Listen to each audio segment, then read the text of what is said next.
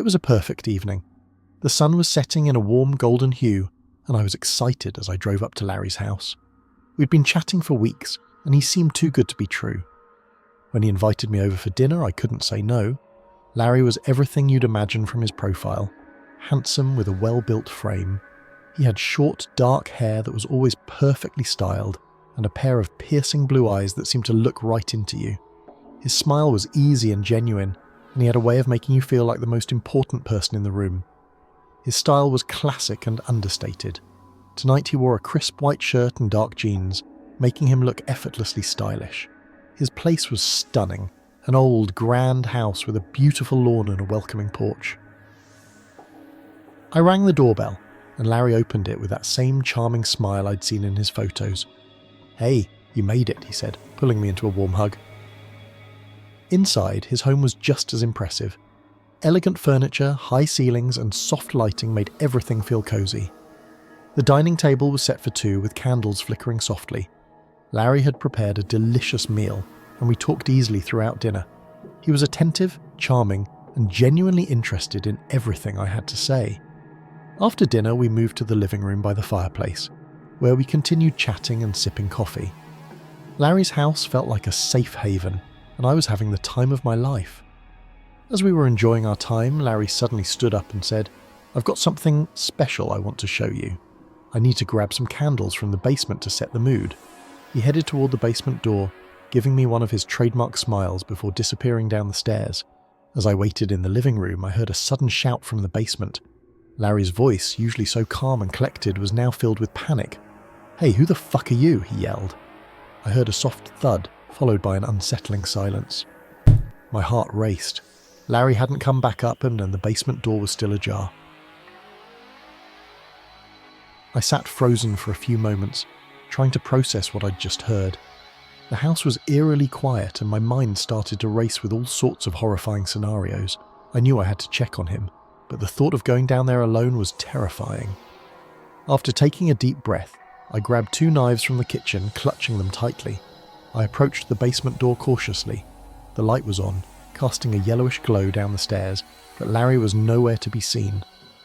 I took a step into the basement and called out, "Larry, are you down here?" My voice echoed through the dimly lit space, but there was no reply. The basement was large and cluttered. There were boxes piled up in one corner, an old washing machine and dryer, and shelves lined with various tools and cans. The air smelled musty and the light flickered slightly, adding to the unsettling atmosphere. I moved carefully, scanning the area for any sign of Larry. Then I noticed a piece of paper on the floor near the old furnace. I hesitated for a moment before picking it up. The paper was yellowed and crumpled with strange dark handwriting scrawled across it. It read, "Welcome to the game. You need to accomplish 4 tasks if you want to survive together with Larry. Your first task is to break 3 things in this basement." I stared at the note, confused and unnerved. It seemed like some twisted prank Larry had set up. I called out, "Larry, this isn't funny. Come on, this isn't a joke, is it?" I listened for any sign of his voice, but all I heard was the echo of my own words in the basement. I tried to ignore the note and decided it was best to leave. Just as I turned to head for the stairs, the basement door slammed shut with a deafening bang. My heart skipped a beat. I rushed back to the door, trying to open it, but it was locked tight. Panic surged through me. I pulled out my phone, hoping to call for help, but there was no signal. The basement was completely cut off from the outside world. The lights flickered once and then went out entirely, plunging me into darkness. My breathing quickened, and I felt my way back to the center of the basement, trying to calm myself. I started crying uncontrollably. The note's demands echoed in my mind. I couldn't think straight. My mind raced through every horrifying possibility. The basement was cold and dark, with the shadows that seemed to move and whisper. The silence was heavy, broken only by my own sobs. With no other choice, I decided to follow the note's instructions. I took a deep breath and felt around in the darkness. I spotted an old wooden crate in the corner and kicked it over, sending pieces of wood scattering across the floor. It wasn't exactly what I wanted to break, but it was something. Next, I moved to the old washing machine, the metal surface cold under my touch. I grabbed a metal bar that was lying nearby and smashed it against the machine's side. The clang of metal against metal was loud and jarring, but it felt oddly satisfying to vent my frustration. Finally, I turned to the dusty old TV set that hadn't been used in years. I picked up a heavy object from a nearby shelf and threw it against the screen. The TV exploded with a shower of glass and sparks, and I winced as the noise echoed through the basement. Just as I finished breaking the third item, the lights flickered back on. My eyes adjusted to the sudden brightness, and I looked around expecting to see Larry. Instead, he was lying on the floor, unconscious and looking bewildered. He stirred and groaned, trying to make sense of what had happened. "Larry!" I rushed to his side, kneeling beside him. "What happened? Are you okay?" He blinked up at me, disoriented. I don't know. I was just going to get the candles and then nothing. I remember yelling and then everything went dark." I helped him sit up and we both looked around the basement, trying to make sense of the situation. The broken objects and the mess on the floor were a stark reminder of what I'd just been forced to do. Larry slowly got to his feet and we both stood there, staring at each other, the reality of what had happened sinking in. The basement, which had seemed so threatening moments ago, now felt like an ordinary, albeit messy space. The note was gone, leaving no trace of its twisted game. "We need to get out of here," Larry said, his voice shaky. "This place, it's not right." I nodded, still shaken but relieved to have him back. Together we managed to pry open the basement door and climbed out into the safety of the house. The feeling of being free from the basement's confinement was overwhelming. As we sat in the living room, trying to process everything, the normalcy of the house felt surreal. The game was over, but the fear and confusion lingered. Larry tried to convince me to stay the night at his place, but I was too shaken up. "Come on, it's late," he said, his voice trying to sound comforting. "You don't have to go home right now. Just stay here and relax." I shook my head, still rattled by the basement experience. "No way! I need to go home. I can't stay here. Just drop me off." Larry's face fell, but he didn't argue. He drove me back to my place in silence, and I thanked him before heading inside. The house was quiet and felt strangely normal, but my mind was anything but calm. I fell asleep fitfully, waking up several times throughout the night. When morning came, I checked my phone and saw a new message from Larry. My heart sank as I read it. "Welcome to the second task. You need to trespass into one of your neighbour's houses by any means necessary. Do this if you want to continue surviving." I stared at the message, unable to believe what I was reading. This had to be a joke, right? But it didn't feel like one. I dialed Larry's number, hoping to get some answers. "Larry, I got your message," I said when he answered. "What's going on? This isn't funny. You've gone too far." Larry's voice was firm, almost defensive. "I didn't send you any messages. I don't know what you're talking about." I was furious. "Don't lie to me. I got a message from your number. You're messing with me." There was a pause on the line. "Look, I swear I didn't send anything. Maybe someone's using my number, but I don't know who." I didn't believe him. "I'm calling the police," I said, my voice shaking. "This is ridiculous." As I hung up, I felt a sharp pain in my calves, like someone was tightening ropes around them. I gasped and looked down, but there was nothing there. The pain intensified and I stumbled, trying to find the source. My heart raced as I tried to figure out what was happening. It was like something unseen was constricting my legs, making it hard to move. I felt trapped, both physically and emotionally. I collapsed onto the floor, trying to calm my breathing. The pain was so intense it almost felt like it was burning. I could hardly think straight, and the fear was almost overwhelming.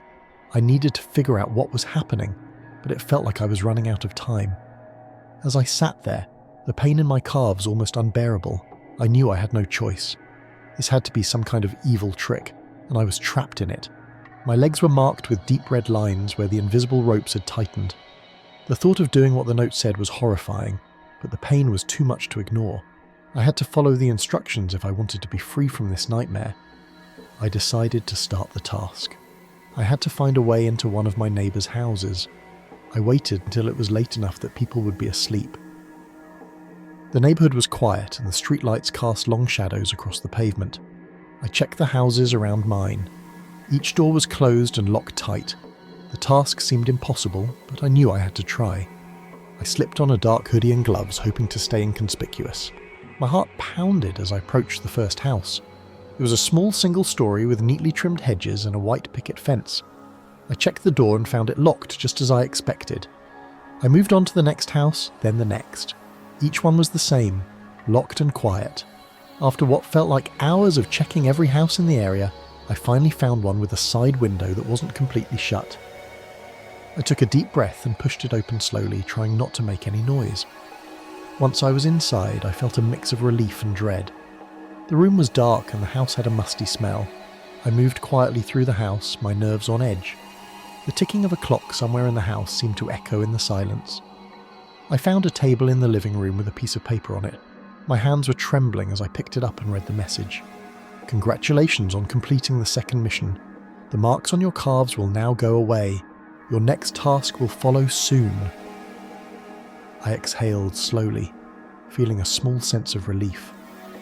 The pain in my calves began to fade as if the note's words were working some kind of twisted magic. The marks were still there, but they didn't hurt as much. I knew this wasn't over though. I left the house as quietly as I had entered and made my way back home. The pain was less intense now, and I hoped that meant the entity was satisfied, for now. I couldn't shake the feeling that this was just the beginning. I had no idea what the next task would be, but I had to prepare myself for whatever came next. I got back to my house, locked the door and sat down, trying to calm my racing thoughts. I knew I couldn't let my guard down. This nightmare was far from over, and whatever was controlling this situation seemed to have more in store for me. The next morning, I found another small piece of paper waiting for me. This time, the task was even more disturbing. The note instructed me to break the hand of anyone, regardless of their age. It was clear and simple. If I succeeded, I'd receive $10,000 in cash. The note reminded me that completing this task was part of the 4 I needed to finish to ensure both Larry and I survived. I couldn't believe how far things had gone, and the thought of hurting someone made me feel sick. Despite the temptation of $10,000, I knew I had to find another way. I didn't want to be a part of this twisted game any longer. I quickly came up with a plan. The entity might be able to see me, but it couldn't read my mind. If I could trick it into thinking I was preparing for the task, I might have a chance to get help. I decided to visit an exorcist I'd heard about from a friend. His name was Father James, and he was known for dealing with supernatural problems. I hoped he would be willing to help me despite the short notice. I knew I couldn't call him or text him about my situation. The entity might intercept the message. I had to show up in person and hope for the best. When I arrived at Father James's house, it was late in the afternoon. The sun was starting to set, casting long shadows across the neighbourhood. I took a deep breath and knocked on the door. A moment later, an older man with kind eyes and a calm demeanour answered. "Can I help you?" he asked. I tried to keep my voice steady. "Hi, my name's Emily. I really need your help. It's an emergency and I don't have much time." Father James looked me over with a mixture of curiosity and concern. "Come in and let's talk about what's going on."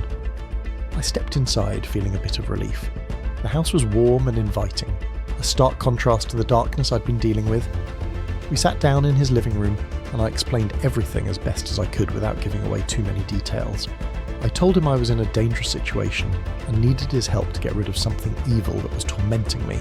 Father James listened intently, nodding as I spoke. "It sounds like you're dealing with something very serious," he said finally. "If this entity is as powerful as you say, it's important that we take immediate action." I was on edge, knowing that I couldn't leave the house while the entity was aware of my location. Father James seemed to understand the gravity of the situation and began preparing for a ritual. I watched as he gathered various items, holy water, candles, and other religious artifacts. His calm presence gave me a small sense of comfort amidst the chaos. As Father James worked, I could feel the entity's anger. It was like a heavy weight pressing down on me. I knew that if I stepped outside, I would be at the mercy of whatever malevolent force was controlling this game. I had to stay within the protective confines of Father James's home. The exorcist performed the ritual with quiet authority. The room filled with the smell of burning candles and incense. Father James chanted prayers and sprinkled holy water around the room. I watched, my heart pounding in my chest, hoping that this would work and finally free me from the entity's grip. The hours seemed to drag on. I stayed close to Father James, trying to stay calm. I could feel the entity's presence, but it was no longer as intense. The ritual seemed to be making a difference, but I couldn't let my guard down. I needed to see this through to the end. After what felt like an eternity, Father James finished the ritual. He looked exhausted but relieved. "We've done what we can for now. You should stay here tonight to make sure everything is fully protected." I nodded, feeling a mix of gratitude and anxiety. "Thank you, Father. I hope this works." Father James gave me a reassuring smile. "We'll get through this. Just stay strong." As the night went on, I felt a little safer within the walls of the house. The entity's presence seemed to be fading, but I knew I couldn't leave until I was certain I was no longer in danger. I stayed awake, listening for any signs of trouble, hoping that Father James's efforts had been enough to break free from the nightmare. The ordeal had taken a toll on me, but with Father James's help, I finally had a glimmer of hope. I knew that the battle wasn't over, but at least for now, I was safe from the entity's immediate reach. As the sun began to rise, the first light of morning crept into Father James's house, breaking the darkness of the previous night. I could hardly believe it, but the atmosphere felt different. The oppressive weight I'd been feeling for days seemed to have lifted. Father James had managed to banish the entity completely. I had spent the night in a state of uneasy calm, jumping at every creak or shift in the house, but the hours passed without incident. Father James's ritual must have worked. I felt a sense of relief that I hadn't felt in days. The entity that had tormented me was no longer present, and I hoped it was gone for good. Father James woke up early and prepared breakfast for us. It felt surreal to sit down at the table, eating a simple meal and talking about normal things like the weather and upcoming plans. I was finally able to have a conversation without the constant fear of something lurking in the shadows. When I finally left Father James's house, the world seemed to have returned to normal. The morning air was fresh and the sun was bright. It was a stark contrast to the darkness I'd been trapped in. I was grateful to be free, and I couldn't wait to get back to my own home. I made my way back to Larry's place to collect some of my things I had left behind. I was anxious, but hopeful that things were over. When I arrived, Larry greeted me with a look of genuine concern. "Emily, are you okay? I've been worried about you."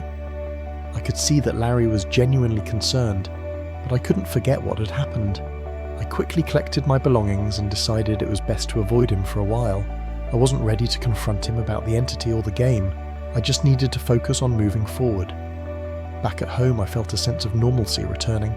I took the time to reflect on everything that had happened. I had narrowly escaped something truly horrifying, and I was determined to put it behind me. Father James had been my saviour, and I couldn't thank him enough for his help. In the weeks that followed, I made sure to stay in touch with Father James. He reassured me that the entity had been completely banished and would no longer pose a threat.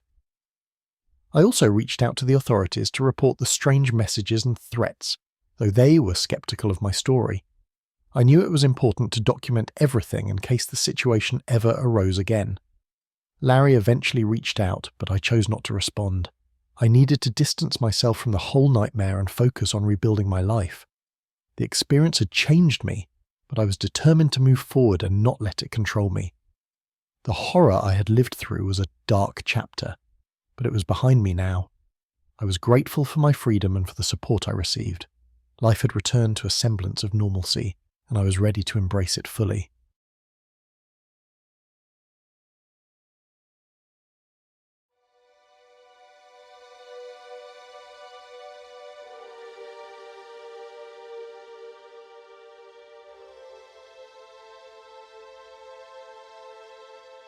I'll never forget the day I met Jamie. It was a sunny Saturday afternoon in Oregon, and after a long week at work, I was excited to finally meet someone I'd been talking to on a dating app. Jamie's profile had looked great, smart, funny, and with a few shared interests. We'd been chatting for a couple of weeks and everything seemed to click. We decided to meet at a small cafe in Portland. When I walked into the cafe, Jamie was already there, sitting at a table near the window. He had a warm smile and seemed just as charming in person. Jamie had dark hair and kind eyes. We said hello and started talking like old friends. Everything felt easy and comfortable. Our conversation flowed smoothly. We joked about our favourite TV shows and swapped stories about our past jobs. Jamie mentioned he was a freelance writer who'd recently moved to the area. He spoke with such confidence and knowledge about Portland that it was hard to believe he had just arrived. After chatting for a while, Jamie suggested we go for a walk around the neighbourhood. I thought it was a great idea, so we strolled through the streets, chatting about everything under the sun. Jamie seemed to know a lot about the local spots, places he claimed he'd only recently discovered. It struck me as odd, but nothing that raised any major red flags. We ended up at a quiet park with a small pond. The weather was perfect, and Jamie suggested we grab dinner at a nearby restaurant. I agreed, and we walked over together. The restaurant was cosy, with a relaxed vibe. We enjoyed a nice meal, but as the evening went on, Jamie started acting a bit strange. During dessert, Jamie's phone buzzed with a series of messages. He kept glancing at it and seemed distracted. When I asked if everything was okay, Jamie brushed it off, saying it was just work stuff. I didn't think much of it until he suddenly grew more serious and asked if we could talk privately. We left the restaurant and walked to my car. Jamie hesitated before speaking. "I need to tell you something," he said, looking around nervously. "It's kind of important." I was intrigued. "Sure, what's up?" Jamie took a deep breath. "I'm not being entirely honest with you. I've been trying to keep this from affecting our time together, but it's getting hard to manage." "Okay," I said, feeling a bit anxious. "What's going on?" Jamie hesitated, then said, "I'm actually in a witness protection program. I can't give you all the details, but my past has put me in a dangerous situation. The reason I can meet openly is that I've been temporarily assigned to a lower profile relocation with fewer security measures. I just wanted you to know because it might affect you if things go south." My heart raced a bit. "Witness protection? Are you sure it's not some sort of joke?" Jamie shook his head. "No joke, it's a real issue. I didn't want to scare you off, but I need to be upfront with you." We stood there in silence for a moment. I felt uneasy but tried to stay calm. "So what does this mean for me?" Jamie looked worried. "I can't say for sure. Just be careful. Don't share anything you know about me with anyone." We finished our conversation, and Jamie drove me back to my place. I felt unsettled but hoped it was just the stress of the day making me overthink things. The next morning I got a text from Jamie asking to meet again. He wanted to explain more and discuss the situation further. We arranged to meet at a different cafe, one he suggested. When I arrived, Jamie was already there, looking even more anxious than before. I sat down and said, "So what's really going on? Shouldn't you have some sort of security or something if you're in witness protection?"